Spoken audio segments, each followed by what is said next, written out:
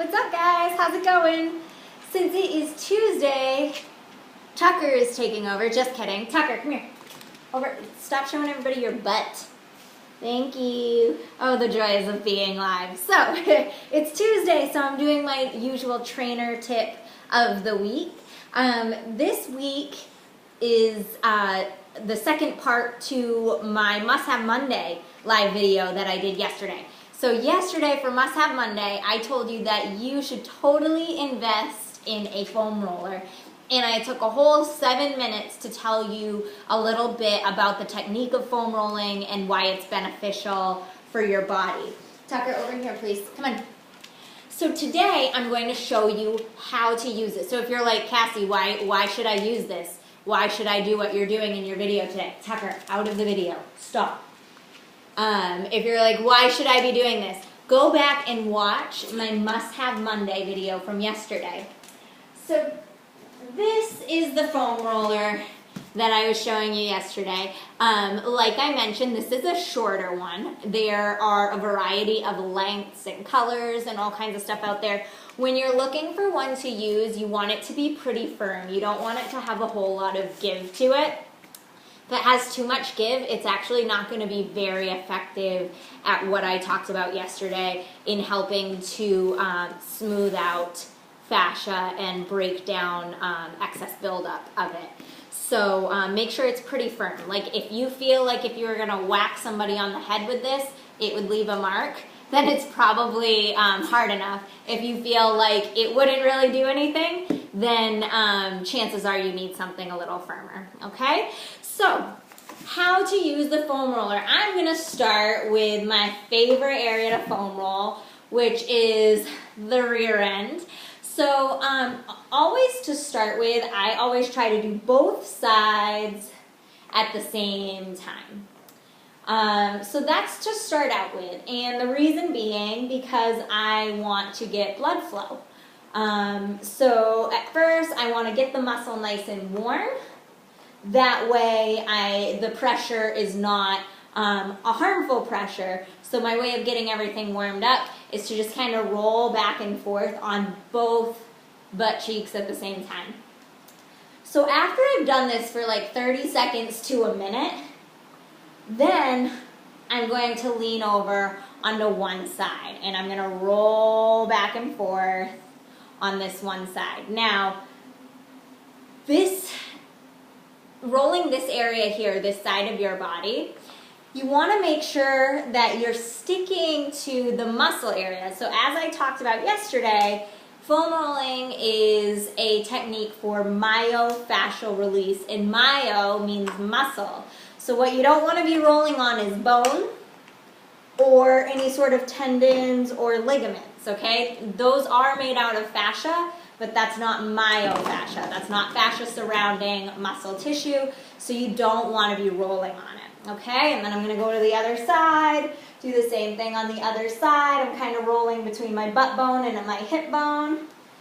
That area, I'll warn you, can be really, really sensitive for people. So if you find that it's super sensitive, don't go as deep into it. And the way that you make sure that you're not going as deep into the muscle is simply by lifting yourself more off the floor. So the more your arms and legs are keeping you elevated off the floor, the less pressure it's going to be on your muscle, okay? Now after I do my booty, then I move along to my hamstrings, the back of my thighs, and I do the same exact thing. I roll both sides at the same time, get the blood flow there. And then after I've done that for 30 seconds to a minute, that's when I go a little bit deeper and only do one side at a time. Okay, so as you can see, I'm kind of using my arms to push my body forward as the foam roller rolls up my leg, and then pull my body backward as the foam roller rolls down my leg. Now, again, just a friendly reminder that this is myofascial release. So you want to be sticking to the muscle here. So what you don't want to be doing is rolling down over your knee here. You can get nice and close to it, but if you're rolling back and forth over that joint, you're more just rolling out like tendon and bone and things that you don't want to be hitting with the foam roller, okay? Now, after I do the hamstrings, I do the quads, which is the front of your thighs, and I do the same exact thing. Roll both sides for a good half to full minute, and then once I get that blood flowing, then I work on one side at a time. Now, with your quads, there's a lot more surface area here, so what you're going to have to think about is, okay, I'm going to roll more toward the outside, then I'm going to roll more in the center, and then eventually you might turn and roll more toward your inner thigh, okay? And same deal, you can roll all the way to your kneecap, but make sure you're not rolling over your kneecap. That could do some damage and cause some serious irritation in the joint. So those are like the three major muscle groups that you should be foam rolling and how I do it. A couple of things that I want to note.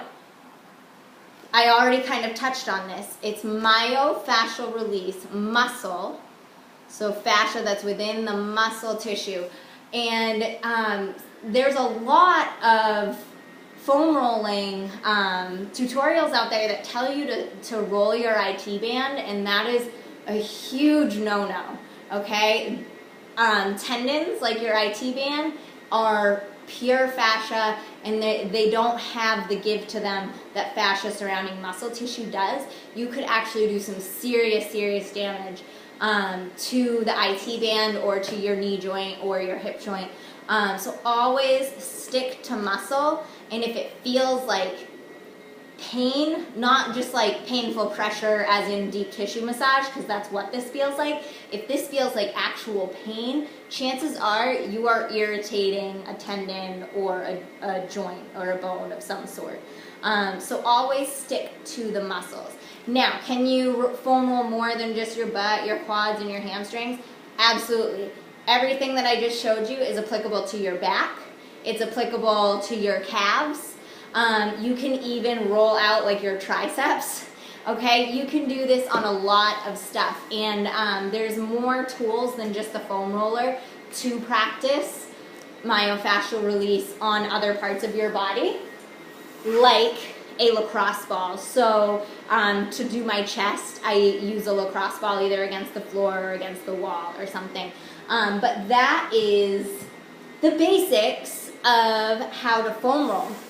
As far as when to do it, there's really no research out there that has a solid argument for doing it pre-workout or post-workout. But my approach to it is if you're gonna do, or if you're about to do a workout and you're really sore from the day previous, it's a great way to get blood flowing so that you feel a little bit more mobile in your workout if you do it before you start your workout. But if you have a really tough workout and you felt that you had a lot of lactic acid build up in it, like you knew your quads were burning like crazy in a cycling class or whatever, and you know you had a lot of lactic acid buildup, it's also really great to do post-workout to help your body kind of flush out the lactic acid so that you don't get as sore tomorrow. So there's arguments for doing it either way, whether you do it pre-workout or post-workout. At the end of the day, if you're doing it on a regular basis, I think you're going to see the results from it that you're looking for, which is to feel more mobile, less tight, and like you're getting better results from your workouts and from stretching. So that is my little tutorial on how to foam roll. Tucker, can you move? Oh my goodness, somebody is feeling like a superstar and wants to be on camera today. But thank you guys for tuning in. If you have any questions about what I just showed you or anything that I said during the video, just shoot me a message or leave me a comment. And like I said, if you're wondering why foam rolling is beneficial for you, I actually went over that yesterday in my Must Have Monday recording. So go back and take a look at that if you're wondering why you should be giving this a try. And that's it, guys. Have a great afternoon. Peace out.